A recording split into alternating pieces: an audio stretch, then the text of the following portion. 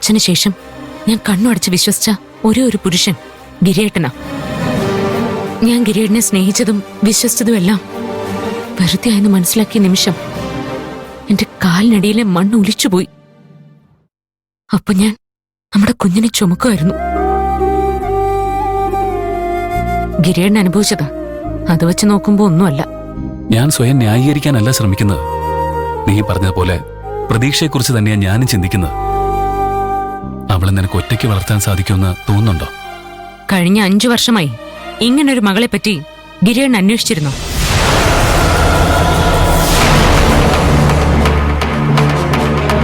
Civil സർവീസിന് പഠിക്കുമ്പോഴും ജോലിക്ക് പോകുമ്പോഴും ഒക്കെ പ്രതീക്ഷയെ ഞാൻ തന്നെയാ നോക്കിയത്.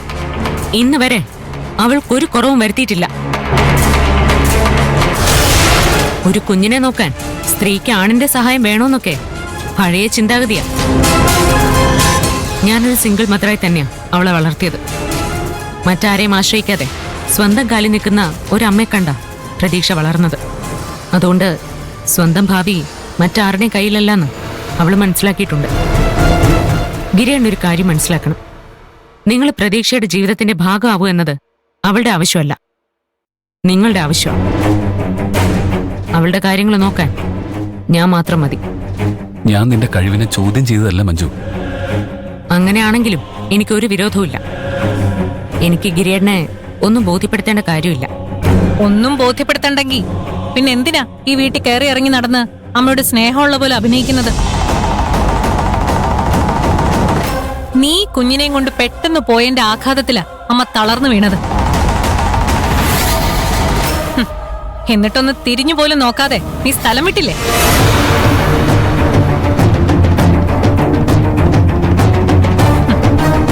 എന്നെ കാത്ത് കാനഡയിൽ ഒരു ജോലിയും ഭാവിയും ഉണ്ടായിരുന്നു. അതെല്ലാം വേണ്ടെന്ന് വെച്ച് ഞാൻ ഇവിടെ നിന്നു. ഇത്രയും കാലം അമ്മയുടെ എല്ലാ കാര്യങ്ങളും ഒരു പരിഭവം പറയാതെ ഞാനാ നോക്കിയത്. എന്നിട്ട് നീ ഇപ്പൊ ഇവിടെ കയറി വന്ന് എന്തിനാ ഈ പ്രഹസനം നടത്തുന്നത്? നാട്ടുകാരെ കാണിക്കാനല്ലേ? പ്രീതി, എനിക്ക് പറയാനുള്ളത് ഞാൻ പറയും. നീ ഈ വീടിന്റെ മരുമകളായി കയറി വന്ന അന്നു മുതൽ അമ്മയുടെ മോശ സമയം തുടങ്ങി. അമ്മ ഒരിക്കലും ആഗ്രഹിക്കാത്തൊരു മരുമകളായിരുന്നു നീ.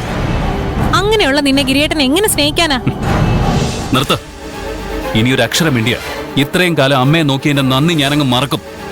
എന്റെ പ്രതികരണം വളരെ മോശമായിരിക്കും. സ്വന്തം അമ്മ ഈ നിലയിലാക്കിയിട്ടും ഗിരിയേട്ടന് മഞ്ജുവിനോട് എങ്ങനെയാ ക്ഷമിക്കാൻ പറ്റുന്നത്? നിനക്ക് കുറച്ചെങ്കിലും നാണം ഉണ്ടെങ്കിൽ ഇനി ഈ വീടിന്റെ പടി ചവിട്ടരുത്. വേണ്ട. ഇവക്ക് ഇങ്ങനെയൊക്കെ സംസാരിക്കാനുള്ള സ്വാതന്ത്ര്യമുണ്ട്. അതിനുള്ള അവസരം ഒരുക്കി കൊടുത്തത് ഗിരിയേട്ടൻ തന്നെയാണ്. ഇവളോട് പ്രതികരിക്കാനുള്ള ഒരു അവകാശവും ഗിരിയേട്ടനില്ല. മാത്രമല്ല, എന്റെ മുന്നിൽ വെച്ച് ഒരു സ്ത്രീയെ അടിച്ചാ എനിക്ക് ഗിരിയേട്ടനെതിരെ കേസ് എടുക്കേണ്ടി വരും. നീ പറഞ്ഞ ശരിയാ പ്രീതി. എന്റെ സ്ഥാനം ഈ വീടിന് പുറത്തു തന്നെയാ. മഞ്ജു, ഒന്നും പറയണ്ട. ഞാൻ പോവാൻ തന്നെയാ അമ്മയെ ആഗ്രഹിക്കുന്നത്.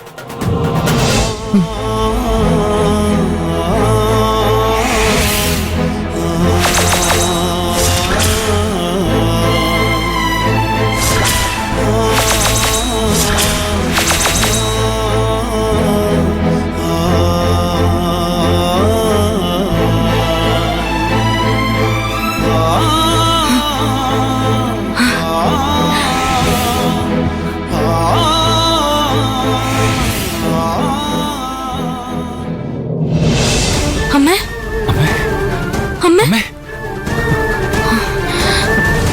അമ്മ വേഗം ഹോസ്പിറ്റലിൽ കൊണ്ടുപോകണം. ഞാൻ വണ്ടി എടുക്കാം. അമ്മേ, അമ്മേ.